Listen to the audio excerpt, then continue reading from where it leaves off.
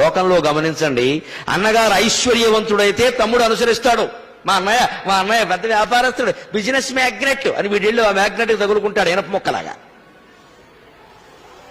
అదే మరి అన్నగారు అడుక్కు తింటూ ఉంటే వాడి కర్మండి, వాడి జీవితాన్ని వాడే పాడు చేసుకున్నాడు అని వీడు ఉంటాడు, వీడికి రూపాయి ఇవ్వడు. ఇది లోకంలో అన్నదమ్ముల పరిస్థితి. పైగా మా అన్నయ్యకి ఎలా బతకాలో తెలియదండి, వీడికి తెలిసింది ఇక్కడ మొత్తం.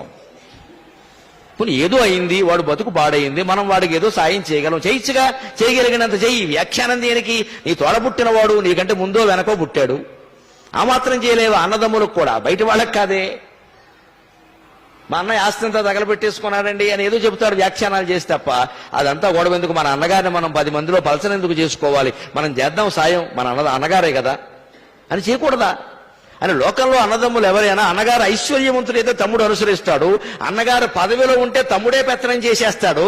మంత్రులు ఎమ్మెల్యేలను గమనిస్తే తెలుస్తుంది, అసలు వాళ్ళకంటే ఈ బావమరుదులు తమ్ముళ్ళు వీళ్ళ పెత్తనమే ఎక్కువ. అన్నగారు పదవిలో ఉంటే తమ్ముడు అనుసరిస్తాడు, అన్నగారు ఐశ్వర్యం ఉంటే తమ్ముడు అనుసరిస్తాడు. ఐశ్వర్యము లేక పదవి లేక కట్టుబట్టలతో రాముడు వెళ్ళిపోతుంటే లక్ష్మణుడు అనుసరించాడే. లక్ష్మణుడిని మించినటువంటి త్యాగమూర్తి ఎవరైనా ఉంటారా? ఇది రాముడు.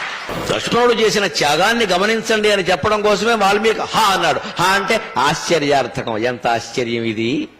ఐశ్వర్యం లేదా, పదవి లేదా, ఏమీ లేదా, బికారిగాళ్లే వెళ్ళిపోతున్నాడు. ఆయన వెనకాల లక్ష్మణుడు వెళ్ళాడు. ఏం ఆశించి పెడుతున్నాడు ఈయన? పైగా ఆయనలాగా ఈయన పెళ్ళైన వాడు, భార్య ఉంది అక్కడ. ఊర్మిళాదేవి గురించి ఆలోచించాలా వద్దా?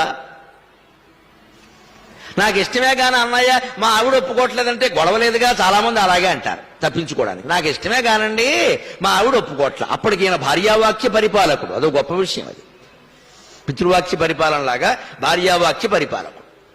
ఇక్కడ వచ్చింది భార్య, ఆవిడ ఎన్నో మంచి సలహాలు ఇచ్చి ఉంటుంది, అప్పుడు ఈయన ఒప్పుకోడు. ఇది నచ్చింది ఈయనకి, మా ఆవిడ ఒప్పుకోవట్లేదండి. మరి ఆ మాట చెప్పచ్చే, ఏమీ చెప్పకుండా ఊర్మిళకి మాట మాత్రమేనా చెప్పాడో లేదో, ఆయన వెనకాల ఈయన వెళ్ళిపోయాడే. అందుకని వాల్మీకి ఆశ్చర్యపడి, ఇటువంటి తమ్ముడు ఎవరికైనా ఉంటాడా? రామచంద్రమూర్తి ఎంత అదృష్టవంతుడు అన్నాడండి. అది త్యాగం. పైగా దాని కింద చెప్పిన మాట చూడండి, సుమిత్రానందవర్ధనగా. ఆ మాట ఎందుకంటే అక్కడ సుమిత్రకి ఆనందం కలిగించేటువంటి లక్ష్మణుడు. ఆ మాట ఎందుకు ఇక్కడ? చిన్నపిల్లలు అందరికీ ఆనందం కలిగిస్తారు, తల్లికి కాదు.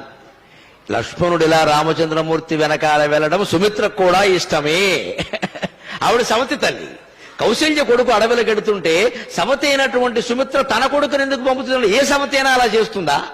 మరో సవతి కదా కైక, మరో సవతి తల్లి కదా, ఆవిడే కదా వనవాసాలకు వెళ్ళడానికి కారణం. మరి కైకలాగే సుమిత్ర ఆలోచించచ్చే, పోనీ అంత స్వార్థంగా ఆలోచించకపోయినా మీరు కొట్టుకోండి, నాకు ఎందుకు వచ్చిన గొడవ? లక్ష్మణ లోపలికి రారా.